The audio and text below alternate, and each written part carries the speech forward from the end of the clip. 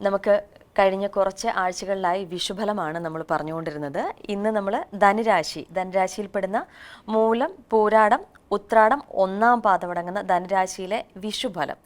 ഈ വിഷുഫലം ഈ വർഷം എങ്ങനെയുണ്ടാവും ധനുരാശിക്കാർക്ക്? ഈ വിഷുഫലം മൂലം, പൂരാടം, ഉത്രാടം, ആദ്യപാദം ധനുരാശിക്കാർക്ക് കണ്ടകശനിയും കണ്ടകവ്യാഴവും അഷ്ടമവ്യാഴവും അതുപോലെ തന്നെ ഭാഗ്യത്തിൽ ഖേതു എന്ന ശിരസറ്റ ഗ്രഹമൊക്കെ അങ്ങനെ നിൽക്കുന്ന കൂടുതലും ദോഷഫലങ്ങളാണ്. വിദ്യാർത്ഥികൾക്കാണെങ്കിൽ വിദ്യാഭ്യാസത്തിൽ അഭിരുചി, പഠനമാർക്ക് പഠനോത്സാഹം,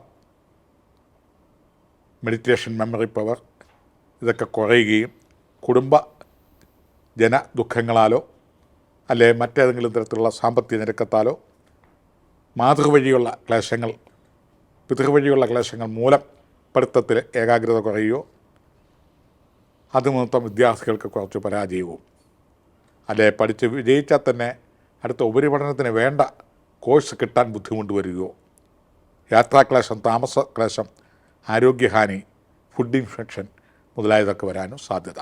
ഉദ്യോഗാർത്ഥികൾക്ക് ഈ വർഷം അത്ര പ്രതീക്ഷിക്കേണ്ടതില്ല. കിട്ടിയാലും ജോലി നഷ്ടപ്പെടാനുള്ള അല്ലെ അസ്ഥിരമാവാൻ സാധ്യതയുണ്ട്.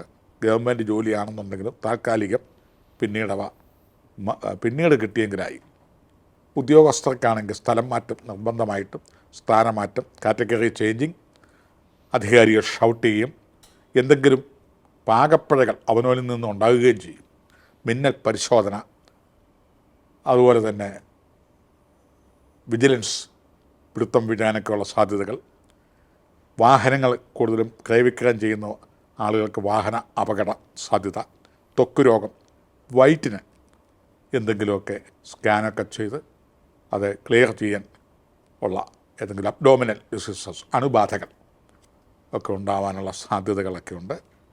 കുടുംബപരമായ ചില കാര്യങ്ങൾക്കും സഹോദരാദികൾക്കും ദുഃഖങ്ങളും, കുടുംബത്തിൽ അശാന്തിയും, താമസ സ്ഥലം പരിസരം സംബന്ധിച്ച്, വാഹനം സംബന്ധിച്ച്, തൊഴിൽ മേഖല സംബന്ധിച്ച് അതൃപ്തിയും, ക്രയവിക്രയം നടത്തു പോകേണ്ട വസ്തു, വാഹന, ഗൃഹ യോഗങ്ങളും കാണുന്നുണ്ട്.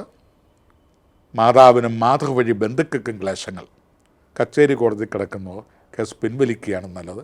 പരാജയം വരാനോ സാധ്യതയുണ്ട്. മുന്നോട്ട് പോകാതിരിക്കുക. കടബാധ്യതയ്ക്ക് ഏതെങ്കിലും തരത്തിൽ കടം നിശേഷം തീർക്കുന്നതായിരിക്കും നല്ലത്. കല, കായികം, അതുപോലെ ട്രേഡ് യൂണിയൻ ഇങ്ങനെയൊക്കെയുള്ള കായിക രംഗങ്ങളിൽ നിൽക്കുന്നവർക്ക് ഏർപ്പെടുന്ന കാര്യങ്ങളിൽ നിർബന്ധ ബുദ്ധി ഉപേക്ഷിക്കണം. എപ്പോഴും അതിൻ്റെ അധികാരികളും ഒക്കെയായിട്ട് സ്നേഹത്തിൽ നിൽക്കണം. കഴിവതും നല്ല ഭാഷ ഉപയോഗിക്കണം. തെറ്റിദ്ധാരണ ഉണ്ടാവാനും. തൊട്ടതൊക്കുമേ പൊട്ടിടും, നനച്ചതെല്ലാമേ തെറ്റിയിടും, അടിസ്ഥാനങ്ങളോ മാറ്റമുണ്ടായിടും, പെറ്റമ്മ പോലും ദുഃഖിച്ചിടും.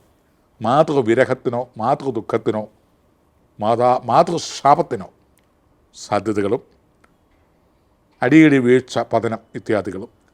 ശിക്ഷണപരമായ കാര്യങ്ങൾക്കും ജൂലൈ മാസം മുതൽ സാധ്യതയുള്ളതുകൊണ്ട് വിഷ്ണുപ്രീതി വരുത്തുക, വ്യാഴപ്രീതി വരുത്തുക, ശനിപ്രീതി വരുത്തുക.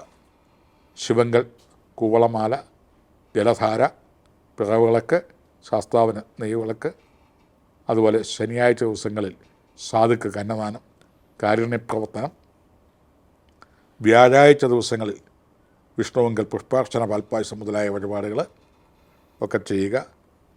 പൂയമായില്യം വരുന്ന ദിവസങ്ങൾ കൂടുതലും ഈശ്വരപരമായ കാര്യങ്ങളും സൽക്കഥ ചിന്തിക്കുകയും വാക്കേറ്റങ്ങൾ, സാഹസിക യാത്രകൾ, അസമയ യാത്രകൾ, ഇങ്ങനെയുള്ള യാത്രകൾ ഇതൊക്കെ ഒഴിവാക്കുകയും, ചിത്തിര, ചോതി, വിശാഖം നക്ഷത്രങ്ങൾ വരുന്ന ദിവസങ്ങളിൽ ഇങ്ങനെയൊക്കെയുള്ള ദുരിതങ്ങളൊക്കെ ആണെങ്കിൽ തന്നെയും അതിൽ നിന്ന് അല്പ ആശ്വാസം, മോചനം, സന്തോഷം, സാമ്പത്തികം, സന്തുഷ്ടകരമായ വാർത്തകൾ ഇങ്ങനെയുള്ളതൊക്കെ ലഭിക്കാനും സാധ്യതയുണ്ട്. പൊതുവെ ഈ രാശിക്കാർക്ക് ആണ് ഏറ്റവും ദോഷകരമായിട്ട് കാണുന്നത് മൂലം, പൂരാടം, ഉത്രാടം.